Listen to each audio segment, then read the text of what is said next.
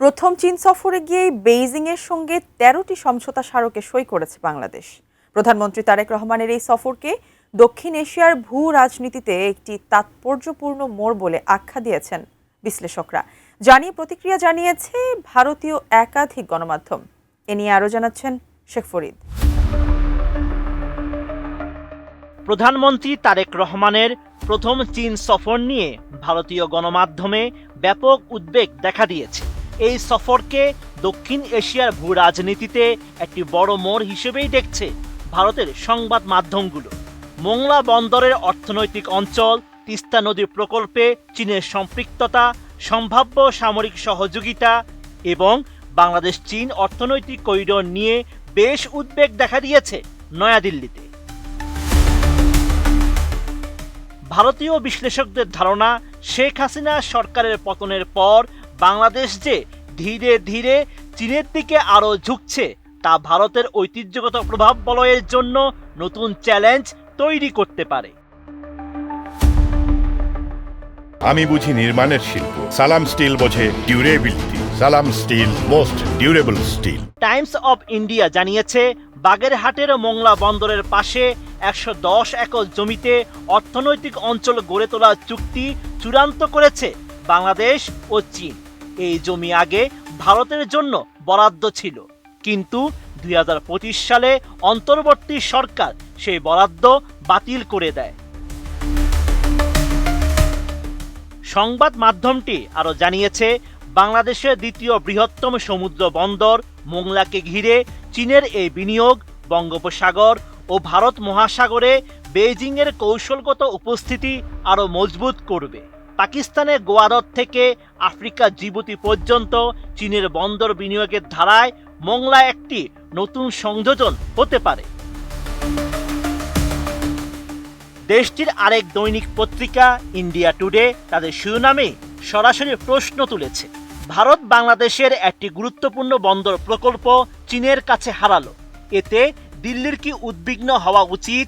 পত্রিকাটির মতে, এটি শুধু একটি অর্থনৈতিক প্রকল্প হাতছাড়া হওয়া নয়, বরং ভারতের পূর্ব উপকূলের কাছাকাছি চীনের দীর্ঘমেয়াদী উপস্থিতির দরজা খুলে দিতে পারে। এছাড়া চীন সফরে তিস্তা নদীর ব্যবস্থাপনা ও পুনরুদ্ধার প্রকল্পে বেইজিংয়ের সহযোগিতা চেয়েছেন তারেক রহমান। দ্য হিন্দু জানিয়েছে, তিস্তা নিয়ে ভারত বাংলাদেশের বিরোধ অনেক পুরনো। শেখ হাসিনা সরকার ভারতের সঙ্গে সমঝোতার চেষ্টা করলেও বর্তমান সরকার অপেক্ষা না করে নিজস্ব উন্নয়ন পরিকল্পনা এগিয়ে নিতে চায়। দ্য প্রিন্ট লিখেছে, তিস্তা প্রকল্প ভারতের কাছে খুবই স্পর্শকাতর, কারণ নদীটি পশ্চিমবঙ্গ ও সিকিম হয়ে বাংলাদেশে প্রবেশ করেছে এবং এর অবস্থান শিলিগুড়ি করিডোর বা চিকেন স্নেকের খুব কাছাকাছি। এই করিডোর ভারতের উত্তর পূর্বাঞ্চলের সঙ্গে মূল ভূখণ্ডের একমাত্র স্থল যোগাযোগ, তাই সেখানে চীনের যে কোনো উপস্থিতি নয়াদিল্লিকে চিন্তিত করে। এনডিটিভি জানিয়েছে, সফরে বাংলাদেশ ও চীন ১৩টি সমঝোতা স্মারক স্বাক্ষর করেছে। বাণিজ্য, বিনিয়োগ, শিক্ষা, স্বাস্থ্য, নদী ব্যবস্থাপনা, প্রযুক্তি ও অবকাঠামো সহ বিভিন্ন খাতে এসব চুক্তি হয়েছে। চীনা প্রধানমন্ত্রী লি কিয়াংয়ের সঙ্গে বৈঠকে চট্টগ্রাম ও মোংলায় চীনা অর্থনৈতিক অঞ্চল এগিয়ে নেওয়ার বিষয়ে ঐকমত্য হয়। প্রেসিডেন্ট শি জিনপিং এর সঙ্গে আলোচনায় চীন, মিয়ানমার, বাংলাদেশ অর্থনৈতিক করিডোর নিয়েও কথা হয়েছে। ভারতীয় গণমাধ্যম বলছে, এটি আগের বাংলাদেশ, চীন, ভারত, মিয়ানমার করিডোরের একটি সংক্ষিপ্ত সংস্করণ। এনডিটিভি আরও জানিয়েছে, বাংলাদেশ ২৪টি চীনা জে-10CE যুদ্ধবিমান কেনার পরিকল্পনা করছে। বাস্তবায়িত হলে পাকিস্তানের পর বাংলাদেশ হবে এই মডেলের দ্বিতীয় বিদেশি ব্যবহারকারী।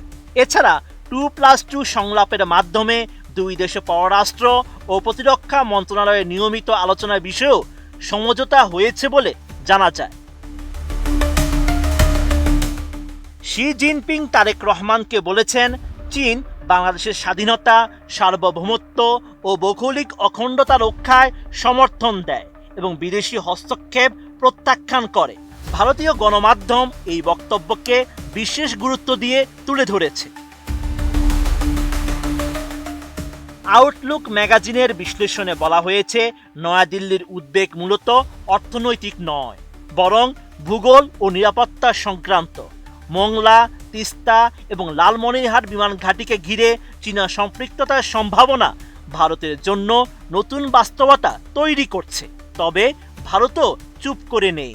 নতুন হাই কমিশনার দীনেশ ত্রিবেদী পর্যটক ভিসা চালু করার ঘোষণা দিয়েছেন। নিরাপত্তা ও জ্বালানি খাতে সহযোগিতাও চলছে।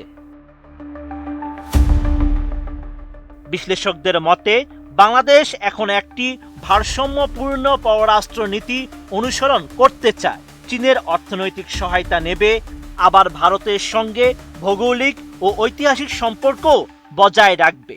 এছাড়া ভারতীয় গণমাধ্যমে তারেক রহমানের এই সফরকে শুধু দ্বিপাক্ষিক সফর হিসেবে নয়, বরং আঞ্চলিক কৌশলগত ভারসাম্যে সম্ভাব্য বড় পরিবর্তনের ইঙ্গিত হিসেবেই দেখা হচ্ছে। Sheikh Farid, ATN news.